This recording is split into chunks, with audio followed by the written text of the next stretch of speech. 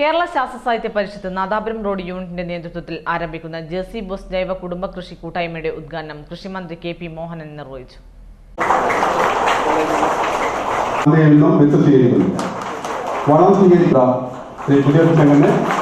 കാരണം മുന്നോട്ട് വരുന്നവരെ സഹായിക്കുക, അങ്ങോട്ട് കൊണ്ടുപോയി കൊടുക്കുന്നതിന് പകരം മുന്നോട്ട് വരുന്നവരെ സഹായിക്കുക.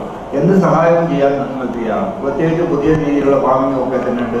നമുക്ക് ഹൈടെക് ഫാമിംഗ് നിങ്ങളെല്ലാവരും ചേർന്നുകൊണ്ട് ഒരു ഹൈടെക് ഫാം മുന്നോട്ട് വെക്കുകയാണെങ്കിൽ അതിനുള്ള സൗകര്യങ്ങൾ ചെയ്ത് ഹൈടെക് ഫാമിൻ്റെ ഗുണം നമുക്ക് കീടങ്ങളൊക്കെ തന്നെ ഇല്ലാതെ നല്ല വിളവുള്ള പുതിയ തരം സലാഡ് കുക്കുംബർ അടക്കം പയറടക്കം നമ്മുടെ തക്കാളി അടക്കം വികസിപ്പിച്ചെടുക്കാൻ സാധിക്കും.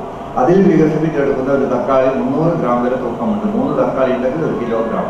അപ്പം അങ്ങനെയുള്ള കുറേ സംവിധാനങ്ങളൊക്കെ തന്നെ ഇതൊക്കെ തന്നെ പരിചയപ്പെടുത്തിക്കൊണ്ട് മുന്നോട്ട് പോകുന്ന സംവിധാനം ഉണ്ടാക്കിയെടുത്തുകൊണ്ട് കൂടുതൽ ശക്തമായ ഇടപെടൽ ഈ രംഗത്ത് ഉണ്ടാക്കാൻ വേണ്ടിയുള്ള ഒരു കൂട്ടായ്മ ഇവിടെ ഉണ്ടായത് എന്തായാലും കാർഷിക മേഖലയ്ക്ക് മാത്രമല്ല നമ്മുടെ ആരോഗ്യ സംരക്ഷണത്തിന് ഏറ്റവും മുതൽക്കൂട്ടാണ്.